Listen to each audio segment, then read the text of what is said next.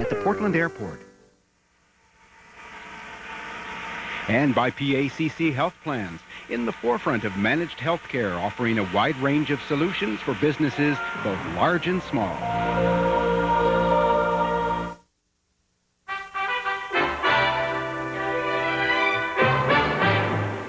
Good evening, I'm Jim Lehrer in New York.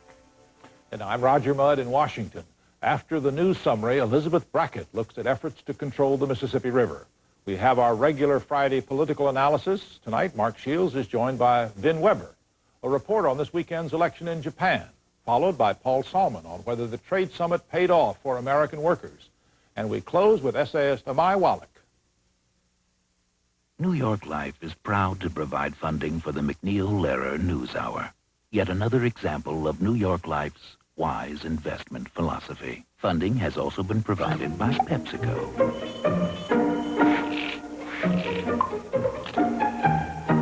PepsiCo. And by the Archer Daniels Midland Company. ADM, supermarket to the world. And by the Corporation for Public Broadcasting, and by the annual financial support from viewers like you. Floodwaters and damage estimates both rose today. In St. Charles County, Missouri, the Mississippi and Missouri rivers converged about 20 miles above their usual meeting place. 7,000 people were evacuated from the area in the past several days. In addition, there have been 2 days of heavy rainfall through much of the Midwest, making matters even worse. Most damage estimates for the 8-state flood region have been in the $5 to $8 billion range, but Illinois Senator Paul Simon said today $9 billion would be more realistic. On Capitol Hill, Agriculture Secretary Mike Espy spoke about the impact on the nation's food supply. All Americans should show concern about this particular situation because this is an incredible agricultural belt. Provides about $45 billion, usually in agricultural production. 2/3 of all the corn produced in America, about 6 billion bushels. 1/2 of all the soybeans grown in the United States in this region, about 1 billion bushels a year, 1/5 of all the wheat. And right now, as best we can tell, we have about 8 million acres in this upper Midwest region underwater. But while the impacts are great, we do not consider these losses of such magnitude that they will jeopardize the food supply or significantly affect food prices. We'll have more on the flood right after the news summary. Roger. President Clinton today put off until next week announcing his decision on gays in the military, but that did not stop politicians on all sides of the issue from speaking out. They were reacting to reports that Mr. Clinton will accept a Pentagon recommendation whereby the military could not be asked if they were homosexual and could not reveal if they were. Those drafts, as I last saw them, in spite of the improvements that I think were made because of some of our efforts, remain, in my view, fundamentally insupportable. They finesse the question, the now famous question of whether homosexuality per se is incompatible with military service, but they explicitly insist that homosexual conduct is incompatible with military service, and they make no distinction whatsoever between public or private conduct or proper or improper conduct. All conduct in every draft that we were shown was explicitly proscribed and therefore the subject of dismissal from the service. We think that the Clinton administration is dedicated to a strategy of opening the door a little bit by changing the policy to a slight degree, creating a preferential class by mentioning homosexual orientation as being something that the military can live with, and then allowing the courts to basically drive a truck through that opening, ultimately resulting in the accession of large numbers of homosexuals into the armed forces of the United States. Senate Armed Services Committee Chairman Sam Nunn of Georgia said today, regardless of what the president decides, he will introduce legislation to prevent homosexuals in the military from doing or saying anything that would reveal their sexual orientation. Nunn spoke on the Senate floor. The presence in military units by persons who, by their acts or by their statements, demonstrate a propensity to engage in homosexual acts would cause an unacceptable risk to the high standards of morale, good order, and discipline, and unit cohesion that are absolutely essential to effective combat capability. There should be no change in the current grounds for discharge for homosexual acts or statements and marriages. The White House said today President Clinton's support was unequivocal for Dr. Jocelyn Elders, his nominee to be Surgeon General, even though her confirmation hearings have been delayed for a week. Members of the Congressional Black Caucus, whose support for the president is riding on his continued backing of Dr. Elders, say they're confident she will be confirmed. The hearings were delayed at White House request to give the Senate Labor Committee time to investigate charges that she and other directors of an Arkansas bank had made negligent loans. The committee is also checking reports that Dr. Elders has been drawing a salary as health commissioner of Arkansas. At the same time, she is getting $550 a day plus expenses as a consultant to the Health and Human Services Department, and that her husband failed to pay Social Security taxes for his mother's nurse. Republican Senator Don Nichols of Oklahoma says the nomination is in trouble. The White House says in each instance the facts can be well stated in her favor. Federal Reserve reported today industrial production fell 0.2% in June. It was the first drop since September. The government also reported the nation's merchandise trade deficit shrank almost 18% in May. The decline to just over $8.3 billion was due mostly to improvement in the trade imbalance with Japan. We'll have more on U.S.-Japanese trade later in the program. Running water was cut off again today in Sarajevo just 2 days after it was partially restored. Natural gas for cooking was also shut off after just 24 hours in the Bosnian capital, apparently because of leaks. As the crisis deepened in Sarajevo, UN officials appealed for more aid at a meeting of Western donor nations in Geneva. We have a report narrated by David Simmons of Worldwide Television News. Money has now become a key issue in the fight to feed Bosnia.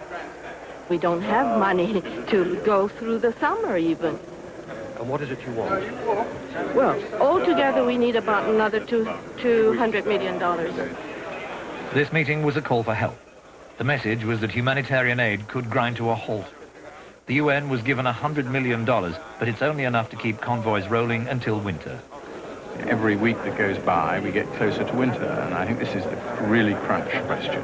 If this war continues, we will not be able to do enough to protect people on any winterization program. I mean, this winter is going to be much worse. And that's because the Serbs have a stranglehold on places like Sarajevo. By regulating the flow of UN supplies, they can cut production, as they did in the bakery just 1 day after it reopened. If they choose to stop fuel in winter, the city will freeze. UN envoy Rafi Kayas met with Iraq's Deputy Prime Minister Tariq Aziz in Baghdad today. Afterward, Kayas gave no indication that any progress had been made in resolving the dispute over monitoring Iraqi weapons sites.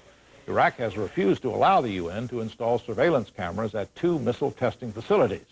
The U.S. and other UN members have threatened military action if Iraq continues to defy UN resolutions. U.S. documents concerning missing Vietnamese soldiers were handed over to the government of Vietnam in Hanoi today. They could help Vietnam account for some of its 300,000 MIAs.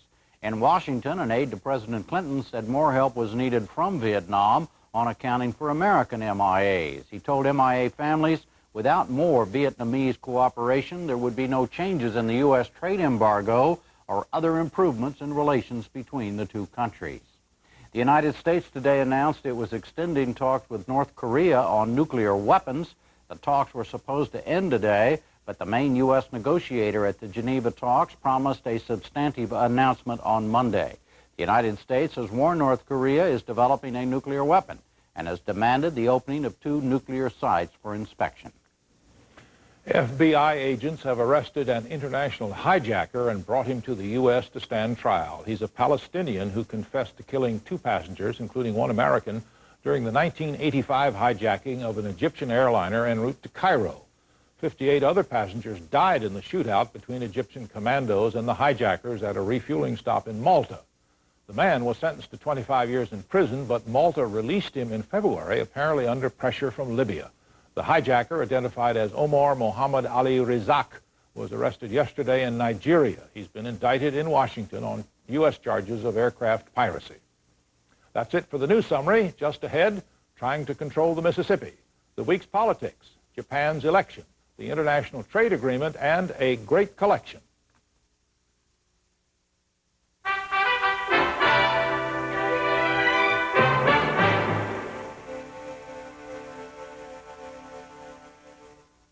We begin again tonight with the Midwest floods. Elizabeth Brackett reports from Iowa City, Iowa, on the part dams play in controlling what happens along the Mississippi River.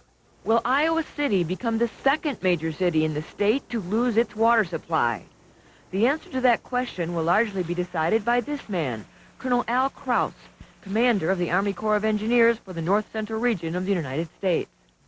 Yesterday, the Iowa River was lapping at the sandbags protecting the waterworks plant.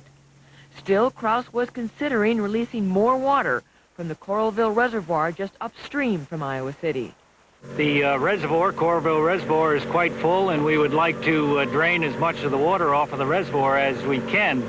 I personally want to come to town and take a look at the situation on the ground to get an idea of how much additional water we might be able to let loose without causing any substantial damage. The decision on Coralville was the most critical decision of the day for Kraus, but it was just one of the hundreds he has made since the flooding began. The Army Corps of Engineers is responsible for flood control on the Mississippi River Basin. With the river now raging, there is little the Corps can do to control it. What they can still do is control the outflow from the dams and reservoirs on the rivers that lead into the Mississippi. There are 3 in Iowa: Coralville, just above Iowa City, Saylorville, just above Des Moines, and Red Rock, just below Des Moines. Record volumes of water are now flowing out at all 3 dams. At Coralville, the water is hurtling down the outflow and spillway at 24,400 cubic feet per second. The usual outflow is 3,000 to 4,000 feet per second. The emergency spillway was built to control the water the gates on the other side of the dam couldn't handle. But there has never been water coming over the top of that spillway, and now the water is almost 4 feet deep.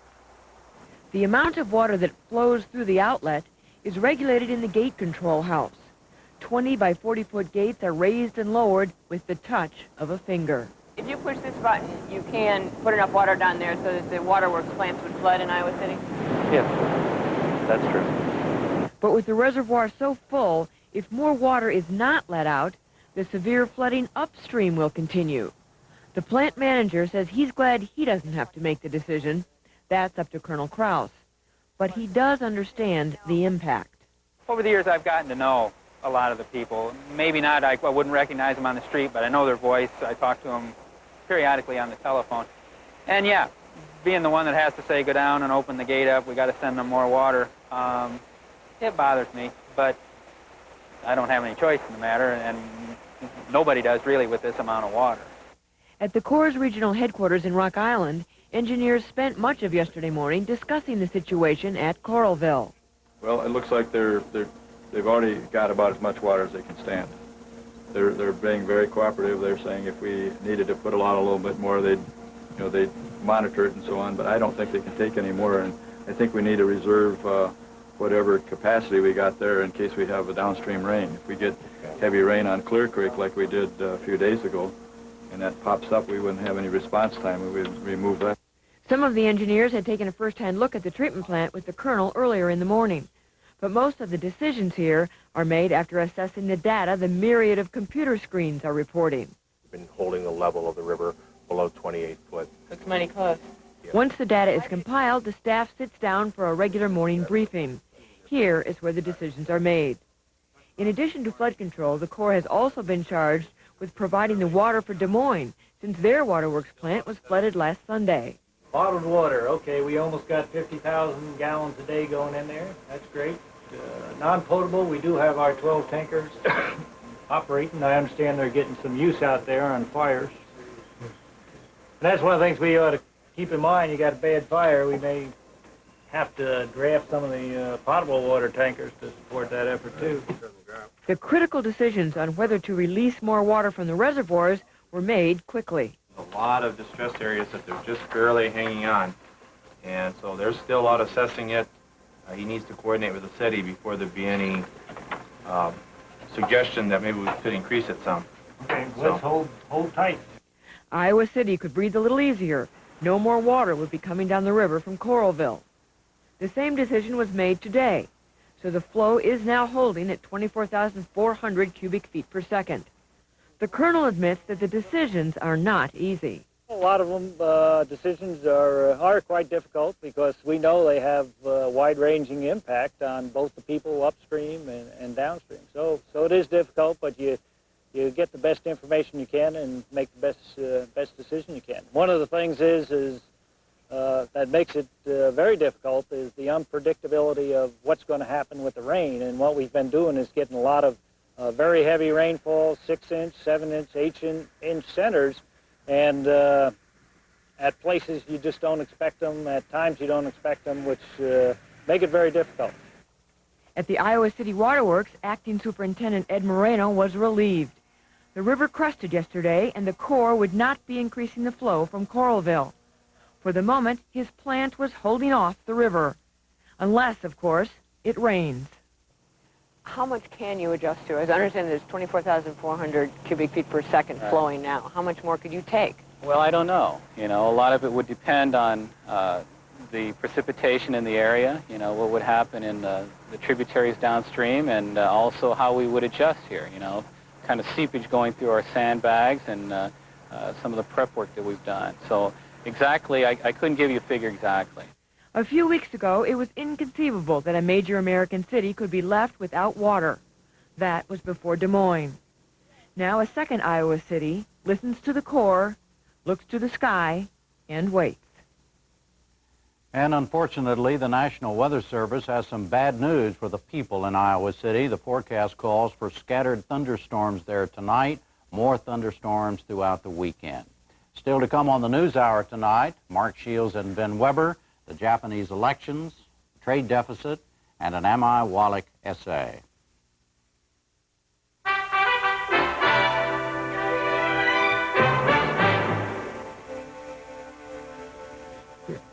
Next tonight, we have our regular Friday night analysis of the week's politics. We get that from syndicated columnist Mark Shields, and tonight we are joined by Ben Weber, a former Republican congressman from Minnesota, who is now president of Empower America, which is a Republican think tank based here in Washington. He's also head of the Weber Group, a political consulting firm. Since you're no longer a congressman, I'll call you Vin tonight, if I may. It. After all these years. After all these years.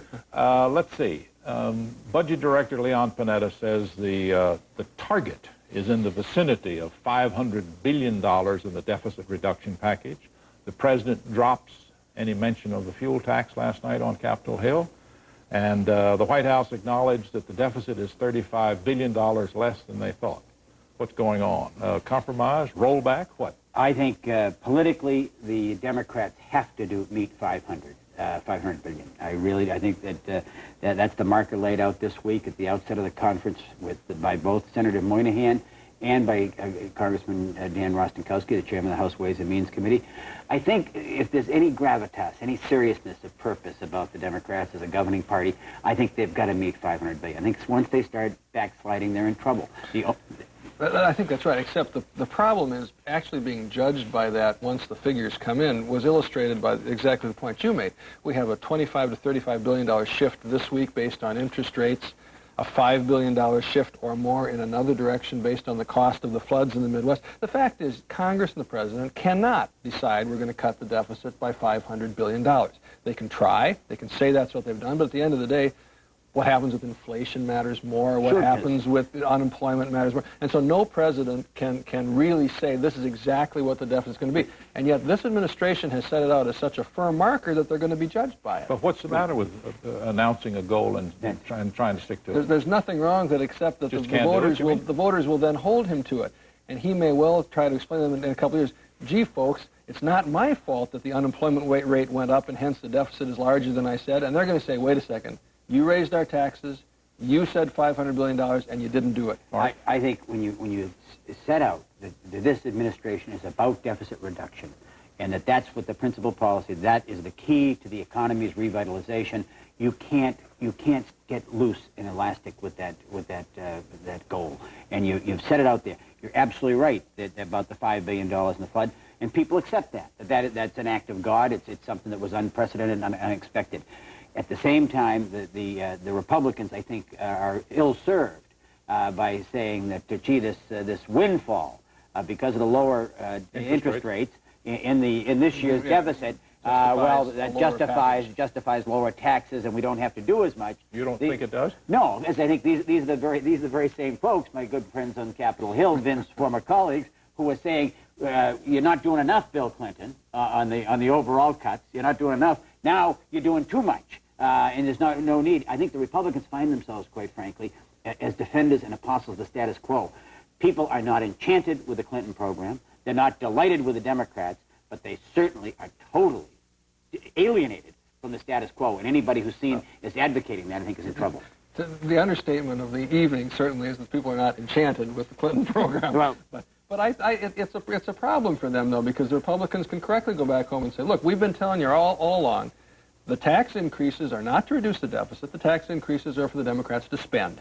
Now we can show you that the deficit, by their own numbers, is $35 billion smaller. They still want the same magnitude of tax increase. It's not to cut the deficit. It's to spend the money. Okay, let's change subjects, if I may, if we may. Gays in the military. The White House says the decision is coming next week.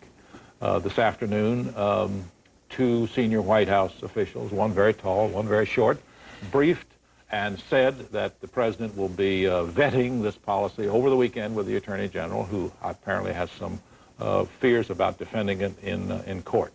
It will be, you can't ask if you're a homosexual, and would be permitted to tell. No investigation or pursuit of a homosexual unless the commanding officer hears several times about someone's sexual orientation. And the president generally is supportive of this policy but hasn't signed off on it.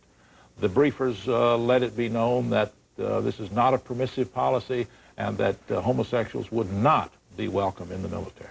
So what's going on? Is the president trapped into a campaign promise he now has to back down on? Well, the president has tried to honor a campaign promise which he made and which he was really blindsided on politically because the Bush campaign, for reasons that will be explained probably sometime in the Bush oral history in the year 2100, will tell us why they never raised this issue. I mean, this is an issue where it's really a no-win situation for Bill Clinton and the Democrats politically on the gay issue right now. First of all, the gay community, which supported him, which bailed him out economically when he really needed help financially in the campaign in 1992, and which gave him all-out support in the election of 1992, feels that they've been let down because he said he was going to lift the ban. And the veterans groups are not pleased with this compromise. I do think it's probably a majority position in the country. The majority of Americans' position is that they want tolerance. They don't want witch hunts. Yeah. They don't want these looking under the mattresses or whatever else. And at the same time, they're not sure they want to sanction. So what happens if it's set up as a piece of legislation? The bad news for the president here is, and I don't necessarily disagree with Mark that maybe this is the policy most people would want, but what most people really want is to not hear about this. This is not the most important thing to most people. It's why the Republicans, I would argue, got in trouble in the last convention. It wasn't so much that people disagreed with their positions on gays and abortion as that they said, this is not what's important to us. What's important to us is the economy and our jobs and taxes and health care. Why are you Republicans all obsessed with abortion and gays? Yeah. And all of a sudden, they elect a new president that they think is going to deal with those issues. The first thing out of the chute is gays in the military. And again, it's not so much that they agree or disagree. It's that, why are you focusing on this? And so every day that this issue dominates the news, I'm afraid the president loses. And I don't think there's a substantive position that rescues him on it, because what the Americans want is for this thing to go sort of off the radar screen. You think he's sorry he ever made that promise? Oh, I don't know about that. I mean, he obviously believes in it, and as Mark said, he got a lot of support from that community. I think he's really sorry that he didn't find a way of handling it that would not have assured that it was going to be a front-burner issue. I think that gays and homosexuality are now going to be the social issue of the Clinton administration. He's not going to get rid of it. Oh, all right. Just all right, one PS on it, Roger. I think if he really wanted the issue to go away, he probably ought to listen to Barney Frank. And Barney Frank, who had been trying to work, openly gay congressman from Massachusetts, had been trying to work on a compromise, said today that he could not support this position. What Barney Frank and some of the others are urging is to push a lifting of all the ban, with the full knowledge and expectation that it would be then overturned on Capitol Hill like that, and the issue would die. As it is now, with what I think the administration is suggesting, it's going to be codified according to Senator Nunn next week and the Senate Armed Services Which means Committee. the Congress votes on it again and again Congress and will again. vote on it. We're going to have litigation and we're going to have legislation, and it's not going to go away. That's right. The White House has agreed to a delay in the confirmation hearings for Dr. Elders, the president's nominee to be Surgeon General. Is this truly a matter of financial improprieties, or is it the conservative campaign against a woman who has embraced abortion and contraception? Well, What's going on? I think that it's a little bit of both. The problem for Dr. Elders, it seems to me, is that, at least my perception of people I talk to, she's not a terribly lovable figure. The way she comes across, she's sort of harsh, she's sort of strong in her opinions, she doesn't mince her words. Sort of like Mark Shields, if you will, and she has not lovable, Mark. I beg your pardon. And she is not, but she has not come. I have to say, as somebody who doesn't agree with her politics, when I finally saw Lanny Guinier on television, I thought this is a very sympathetic figure. I really liked her. People don't necessarily sympathize with Dr. Elders, and so when a problem comes up with her financial life or something like that, I don't think that she has anything to fall back on, and so I think that she is ripe for the attack, and I think that she's going to have a tough time. Mark? What you have here, Roger, it's a political analogy of a couple that aren't getting along, and so they end up arguing about who's going to take out the trash or whose turn it is to do the dishes, when they're really arguing about something more serious. I mean, the reality is that the financial stuff is truly a smokescreen. I mean, it's a great thing. It's like the liberals went after Bob Bork on the Supreme Court. You go where you can find that point of vulnerability in somebody you want to knock down. If her positions on condom distribution and her sort of federal funding of abortion, and sort of her wall poster shibboleth about we teach through driver education what to do, the kids to do what to do in the front seat. Now let's teach them what to do in the back seat. Generations get by without that instruction, but I guess she wanted to do it. If that weren't the case, then the financial stuff probably would have been overlooked. But I think that does present, anytime you take a week and say, let's slow down for a week on any nomination, it means the nomination is not as well off today as it was yesterday. Well, he can't afford politically to walk away with it. Well, he can't in the Black Caucus. He cannot. And the Congressional Black Caucus and the women in Congress have already served notice. They sort of feel like they did not defend Lanny Guinier strongly enough. They took some flack for their own constituencies, and they've served notice. Whoa, we're going to fight on this, Bill Clinton. And so he has a problem on his hands. He has to hope that her confirmation hearings go splendidly, because he's not going to get a bye from the Congressional Black Caucus or the women of his own party. It's all tied together to what you're asking about the budget, okay? You got to get 51 votes in the Senate, and you got to get 218 votes in the House. It passed the House by 6 votes. Yeah. You take the 35 or 6 Black Caucus House members out of that equation, or even half of them, and you don't have a majority, or even a third of them. And Bill Clinton's economic plan is in big trouble. So anytime it's that close in trying to get a majority, everybody has enormous leverage over you. Okay, we're running out of time. A couple quick questions. President Clinton cut short his vacation upon your advice, went to the Mississippi Valley. He's going back again Saturday to look again. He can't get enough of the flood, can he? The federal government, I commend the president. It's called a photo op. I mean, lousy photo ops are presidents throwing out baseballs at ball games. George Bush was bad at it, was a good ball player. Bill Clinton wasn't a good ball player, was bad at it. Federal government is seen as remote, as uncaring, as aloof, as impersonal. Bill Clinton, by going out there and showing what a caring president, I think, communicates the concern of the nation, and it is genuine, and I think he reflects it. I think it was a natural move for the president to do. I think it was good. On this program, Mark Shields gets the last word. Sorry. That's only fair. It's only fair. Nice to have you, Vin Weber and Mark Shields.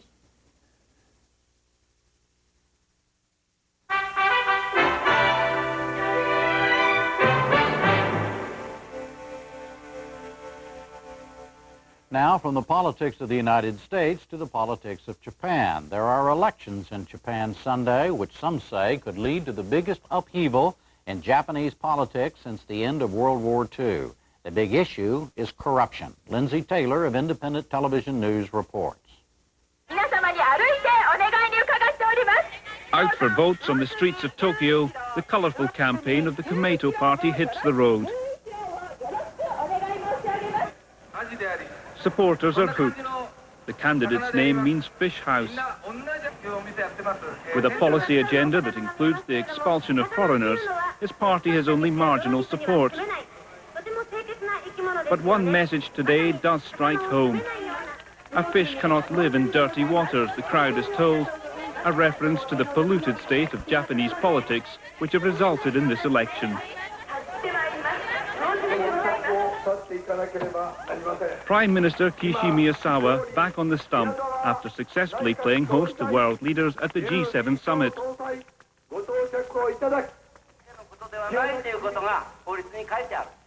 But Mr. Miyazawa is fighting for his own political survival. He's paying the price for failure to clean up his party, the LDP, and introduce political reform, a failure he blames on his opponents.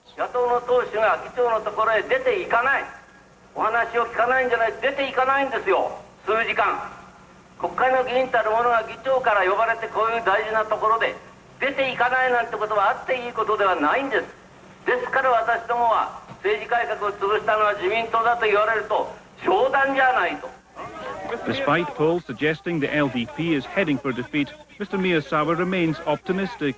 Will you still be the Prime Minister after the election? I'm sure I will be. But few expect him to be. In a country strong on tradition, any shift in political faith represents a radical break with the past. But honor and integrity are also deep-rooted here, values many Japanese believe too long absent from the country's politics. After years of tolerating political scandals, public opinion has finally erupted over corruption allegations surrounding the ruling LDP. The most recent and biggest scandal so far centers around the construction industry, with politicians accused of receiving huge amounts of money in return for placing contracts. The money's then used allegedly to buy power and influence. One company, Hazama, is alleged to have created a slush fund of millions of pounds. Continuing revelations in the Japanese media have pressurized the prosecuting authorities into action, preventing politicians riding out such scandals as they've done in the past.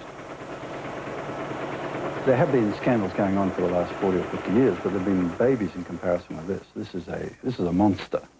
Namely, the complete domination of the Liberal Democratic Party by a small group which had their fingers right into the construction industry, were pulling out millions, well, perhaps even billions of dollars, and using this to dominate the party. They were nominating prime ministers.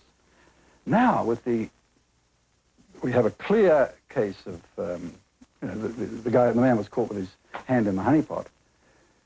So that allows all this pent-up frustration, which has been lying around for 20 years, to suddenly explode. Early morning in the bullet train, symbol of Japanese economic achievement, leaves Tokyo, carrying the possible next prime minister. At Mishima Station, Tsutomu Hata emerges, leader of Japan's renewal party Shinseito. A former finance minister, he left the LDP to lead a breakaway party, campaigning on a platform of political reform.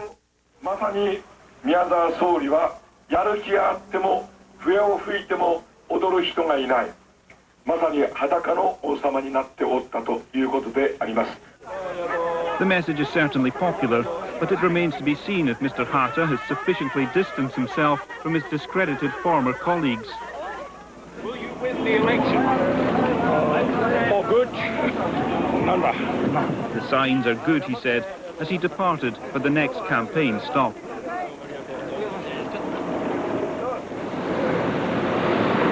During his bullet train campaign around the country, Mr. Hata and his Shinseito party are likely to be the biggest beneficiaries from the disarray in the LDP, but they will not be the only ones.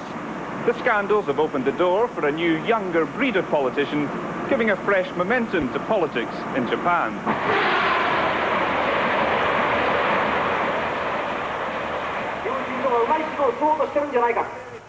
Morihiro Kosegawa's Japan New Party is one such grouping.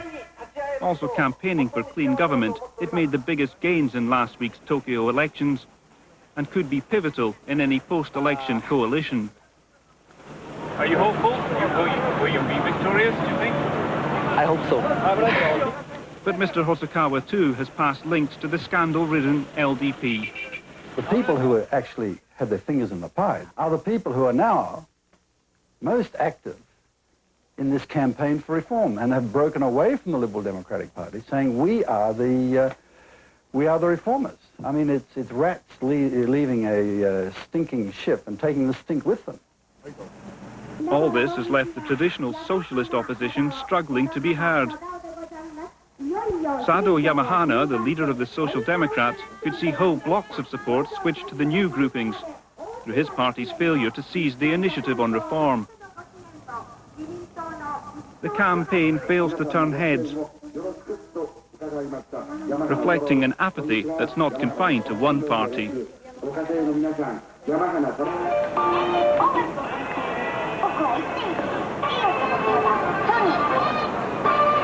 It's a Sony cassette. The strive to maintain technical perfection and economic advancement have long eclipsed political development here.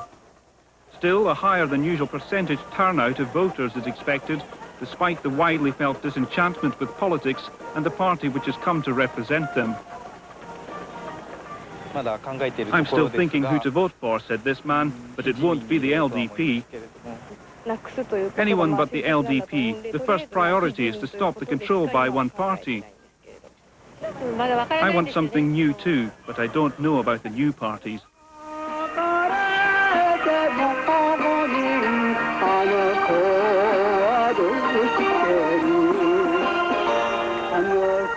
Promise of reform is music to many ears, but people remain skeptical. Many Japanese believe that while the authorities are quick to enforce some laws, they've not shown the same zeal in pursuing wrongdoing among the political and business classes.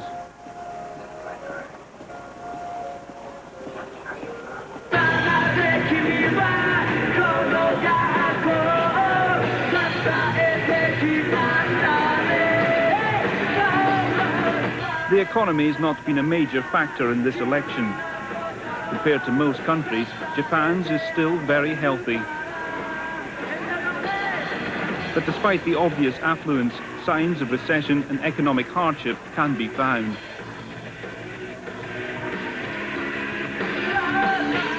Prices especially have gone up tremendously because of the nature of the public economy. So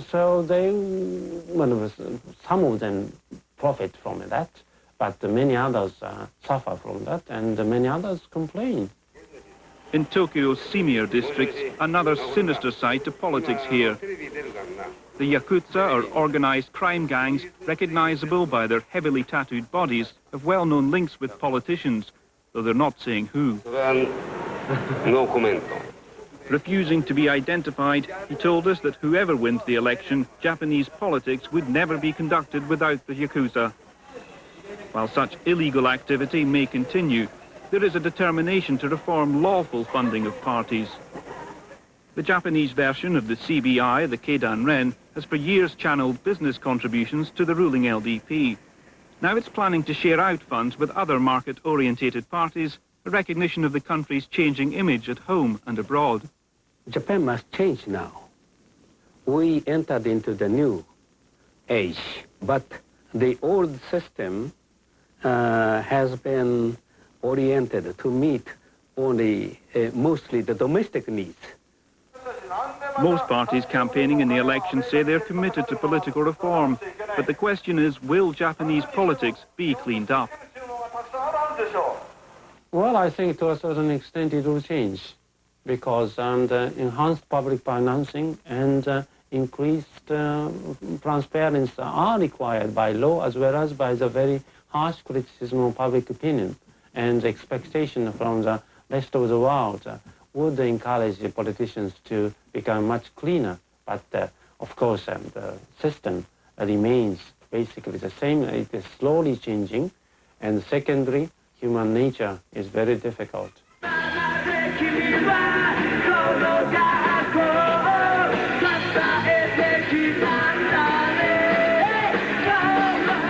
If change does come, it's tomorrow's generation, today more interested in the rock idols of Tokyo's Yoyogi Park that are likely to reap the benefits.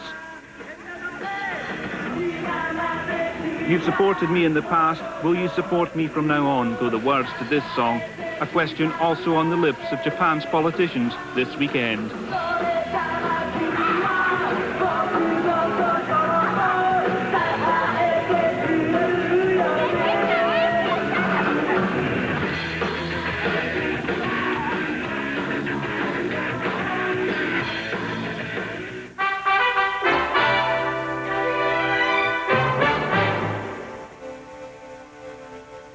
When President Clinton was in Japan last week, he and other world leaders made important progress on world trade. They agreed in principle to lower tariffs on a variety of goods traded by more than 100 nations. For the United States, a reduction in tariffs is supposed to mean new jobs, 1.4 million of them according to the administration. Business correspondent Paul Salman of WGBH Boston tells us if that's likely to happen. If you've been following the news recently, you've been hearing a lot about the economic summit in Tokyo, and in particular, what's been billed as a major step toward free trade, the agreement to totally eliminate trade barriers across a number of industries. But just how big a breakthrough is it? Well, it's a global question, but fortunately, we can start looking for an answer right here in my neighborhood. A couple of weeks ago, at a block party right here, I just happened to run into one of the world's foremost authorities on trade, economist Robert Lawrence, who lives right over there on Thorndike Street. Lawrence is a free trade booster just back from Tokyo.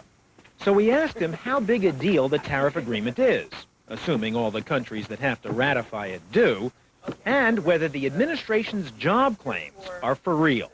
Okay, so is it really going to create 1.4 million jobs? Look, I don't think we can be very certain. This is an agreement where we're lowering our tariffs and other countries are going to lower theirs. So it's true, on the one hand, we're going to be exporting more. Right. Lower tariffs will mean Americans are going to be able to sell abroad. And that's going to clearly create jobs in this country. So there's the 1.4 million. So something, I don't know, some number Americans will find employment opportunities as a result of those exports. But we've also agreed to lower our tariffs. And that's going to mean we're going to be buying more from other countries. And so because of that, some American firms aren't going to make sales that they otherwise would make. And so maybe some Americans will lose their jobs as a result of that. All right, as one of the world's foremost authorities, and certainly our neighborhood's foremost authority on trade, suppose you had 99 of your colleagues here on your lawn, and I ask them, what's the consensus on how many jobs are going to be created in America by this deal? What's the answer you as a group would give me? I don't think you'd get a consensus number because we can't be sure. Some of those people who are going to have jobs now in exports would be doing something else. They won't come from the unemployed. We'll be shifting people from one occupation or one activity to another. So you can't reach an overall number. These changes will also take place over a long period of time. So they're very difficult. It's very difficult to say whether these will all be new jobs. But look, the real point isn't simply to create jobs. The point about trade is to do things more efficiently. To help us understand what he means by doing things more efficiently, Lawrence suggested we look at a specific industry in which trade barriers are now supposed to come down, the beer industry. Sam Adams is the fastest growing beer in America, and this is where they make it, the Boston Beer Company, now the 12th biggest brewer in the United States. Jim Cook, the man who brews Sam Adams, says the benefits of free trade would be immediate for American beer makers. For us, it's an exciting opportunity because Samuel Adams makes world-class beer here, and I believe we can compete with any beer anywhere in the world on the quality of our product. But have tariffs been a problem up to this point? They're an enormous problem. We sent 2 kegs of beer into Ireland, and they charged us $700 of duty. The same beer coming into the United States from an Irish brewery would pay $1.50. Currently, the U.S. runs a huge trade deficit in beer with the rest of the world. We import far more than we export. With Ireland, for instance, we buy about 26 times as much of their beer as they buy of ours. With Mexico, the ratio is roughly 10 to 1. Germany, 175 to 1. The reason, in large part, is high tariffs that protect domestic beer industries around the world, while U.S. tariffs on imported beers are almost non-existent. How pervasive are the tariff barriers to beer around the world?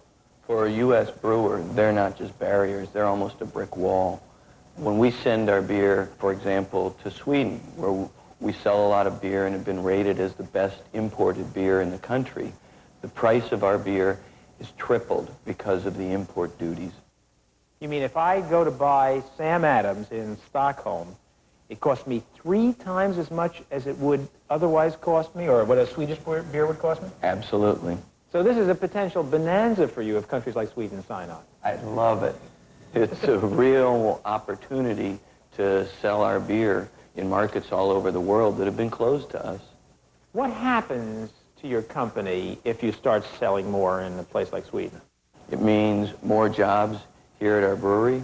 It means more jobs for American farmers who grow the grain that we use in our beer, and more jobs for the bottle makers, the carton makers, all down the line. Now, Jim Cook is a salesman, but even allowing for his occasional effervescence, the trade agreement, if ratified, would suggest an export boom in beer is brewing. Again, however, while the boom would mean new jobs for some, it would also mean lost jobs when foreign firms take away business from Americans. Now, according to economist Robert Lawrence, that's okay, because efficiency, not jobs, is the key to the free trade story, in beer as everywhere else. Well, one of the interesting things about brewing is that the more output you have, the lower your costs are per unit. So Sam Adams Brewery, if they can increase their sales, is going to become more efficient by getting those scale economies. So what trade does is to allow us to be more efficient. And in the aggregate, there's going to be more wealth created. We can't be sure, however, that there won't be some losers. In fact, there are likely to be some losers on the other side. But by deploying our resources more efficiently, the basic purpose of competition in general and trade in particular, we raise wealth in the aggregate. In other words, an economy that works to capacity as efficiently as possible enables every worker to turn out more stuff, whatever it is. That, for most economists, is the ultimate goal, and free trade gets you there, so long as you can compete successfully. Some can, of course, some can't, but in any case, it usually takes quite a while. You know what I think? I think America's getting an inferiority complex about Japan. For years, executives like Lee Iacocca bellyached about foreign competition. But in the end, it was Japan that helped turn Chrysler around and fueled a revival that may actually have caught up with the former chairman's rhetoric. The truth is, we've got advantages over the Japanese in every car we make. So for economists pushing free trade, the first selling point is more competition, which benefits consumers everywhere. Now, the way to reach that goal is to provide your workers with more plant, more equipment, more know-how. In other words, you've got to invest in them. And that's a second selling point for free trade. Again, beer is a case in point. We're the number 6 selling imported beer in Sweden, and I think we can double or triple when our price comes down to competitive levels. It's a major source of growth for us, and as we grow, we have to add more kettles, more tanks, and buy more malt. Professor Lawrence says Cook's investment plans represent what may happen to companies all across the globe. And now they can spend more money on equipment and on plant, and that's going to stimulate economic growth. The reason our living standards improve over the long run is that we invest in capital, in technology, and in skills. Trade is going to make a contribution to the unemployment problem because by making the world more certain for firms, we're going to encourage investment, and that should increase employment.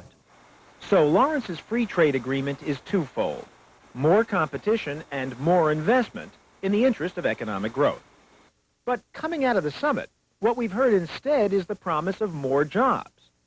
The breakthrough achieved today in the international trade talks is good news for America and good news for the world. It means more jobs and higher incomes for our people. While the arguments of economists tend to be long-term and abstract, the workers of the world look to politicians for something more immediate and more tangible.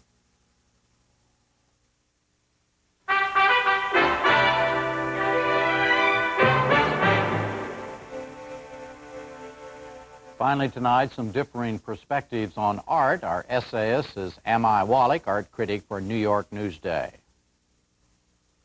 Who does art belong to, anyway? To the artist who made it? And I have $12 million to Saucy. That's $12 million. To the collector who bought it? To the museum who cares for it? Or to the public?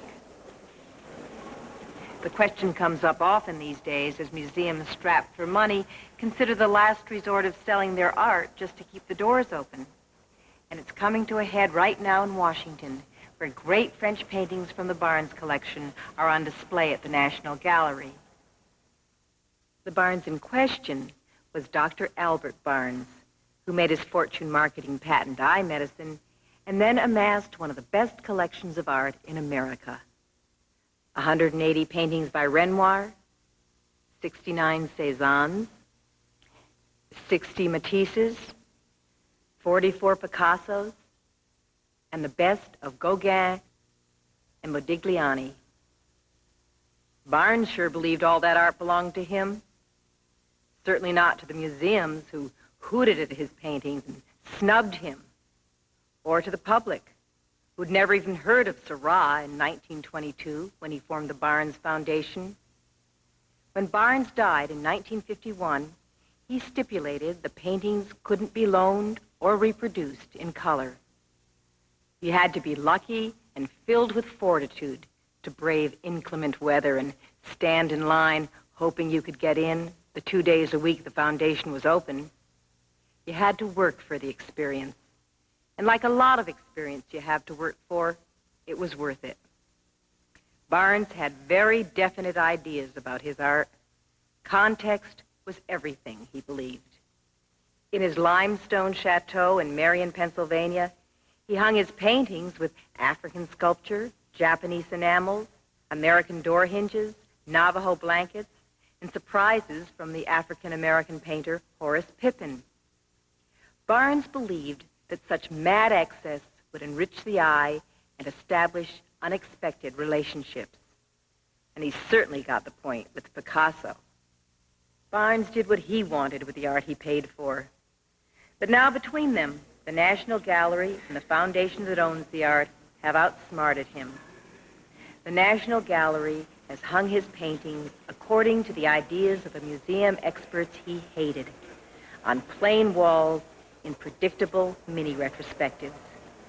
This way, a public in the hundreds of thousands is going to get to see Matisse's Joy of Life just the way they've come to expect from blockbusters.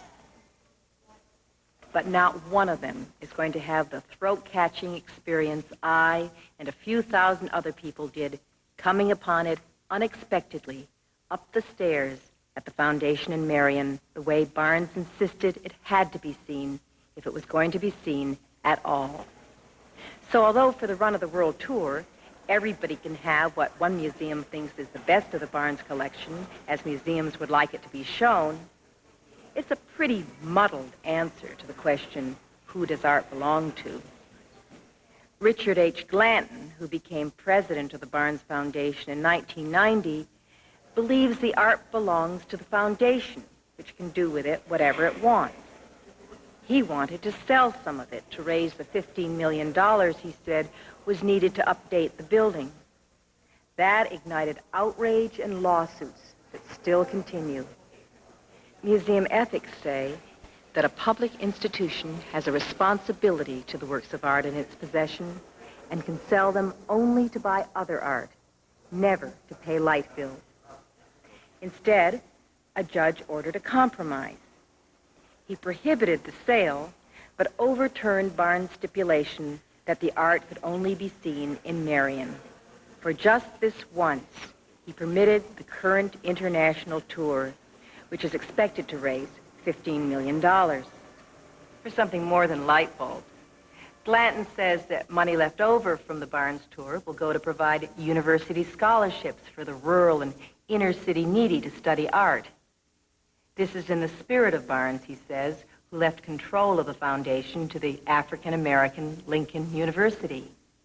So, is this the public the art is for?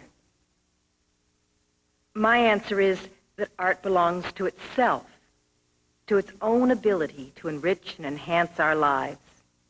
And when anyone turns it into a commodity to serve a cause, however worthy, We've lost a lot of the reason for its being. There are enough commodities these days. There's not enough art. I'm Mama Wallach.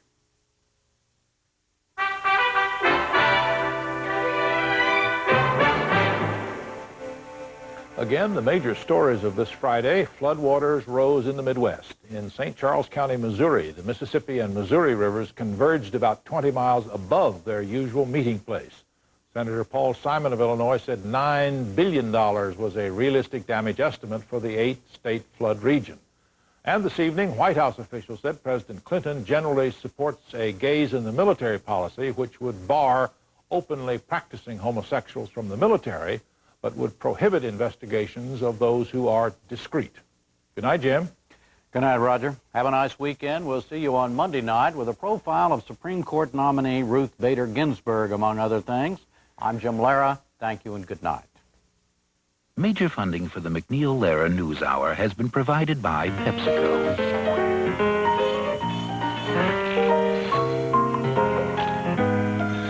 PepsiCo. And by the Archer Daniels Midland Company. ADM, supermarket to the world.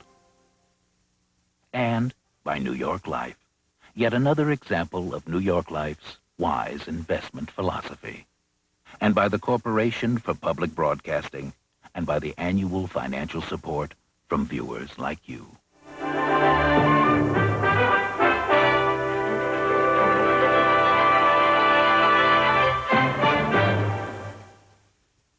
Video cassettes of the MacNeil Lehrer NewsHour are available from PBS Video. Call 1-800-328-PBS-1. This is PBS.